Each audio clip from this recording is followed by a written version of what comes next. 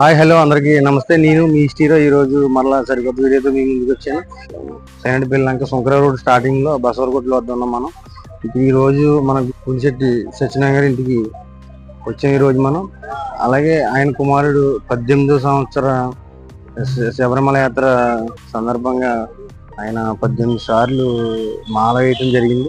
18వ సారి ఇక్కడ కలశ పూజ పెట్టడం జరిగింది. కలశ పూజ అతి భారీగా పెట్టడం జరిగింది. కలశ పూజ భారీ పూజ స్వామిలందరూ కూడా వచ్చి ఇక్కడ పూజలో పాల్గొనడం జరుగుతుంది.